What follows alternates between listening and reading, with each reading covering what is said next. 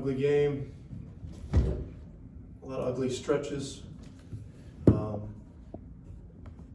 Pretty clear that, I didn't have these guys ready to play. So, put the responsibility on me. I got to do a better job getting these guys prepared.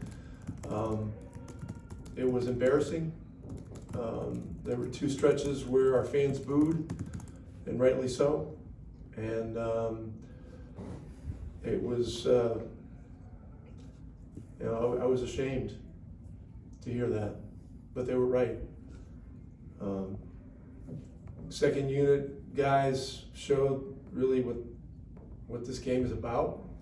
It's just unbridled competitive spirit and being physical and playing to exhaustion and playing unselfish. So we got some adjusting to do before the game on Sunday, and that'll start. I think a lot of guys are thinking about what happened right now and tonight, and we'll get together tomorrow, look at some of this stuff, and do what we need to do better. Rick, it felt like throughout the game, a lot of defensive lapses, Heat players wide open in various places. What to you was leading to or causing a lot of those? Poor effort. I mean, we showed 5 transition clips at halftime where we just simply were not playing hard enough. And look, Miami is a polished veteran team that's desperate right now. They're under 500. They're trying to fight their way out of that, and they're a team that can make you look bad, and they did. Starting 5 was outscored by 21 when they were together tonight. What to you has been the issue with that group specifically today, and was it an effort thing when you pulled them in the third quarter? Well, pretty clearly, yes. I mean, we needed to get some guys that were going to fight out there, and so there was really no choice. And so look, it's one game. It's an ugly game. It's an ugly result. It's an ugly thing to look at, but it was beautiful when the second unit was throwing everything they had into it. And so, as a whole group, we're going to have to do that a lot more on Sunday. 2 high turnover games in a row for you guys. What is causing those in your eyes, primarily? I would have to look at how many we have. 20. Yeah, 20 turnovers. That's obviously way too many. We'll look at that.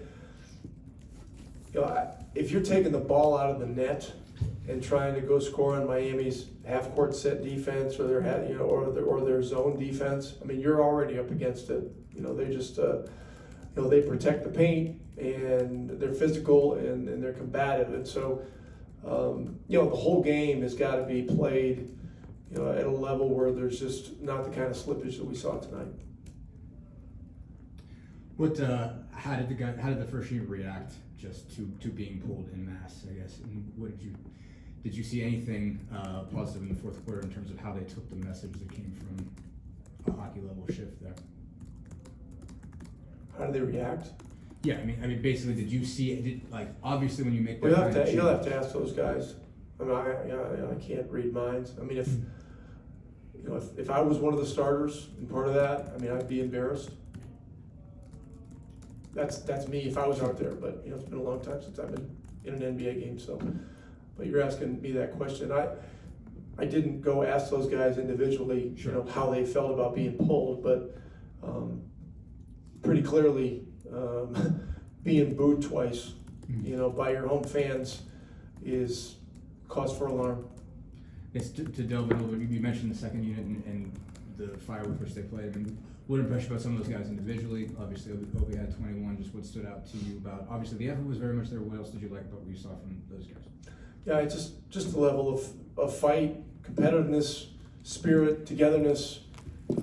They just decided that they were gonna go harder than the other team. And look, some of this stuff is not particularly pretty, but there's guys flying around and stuff like that.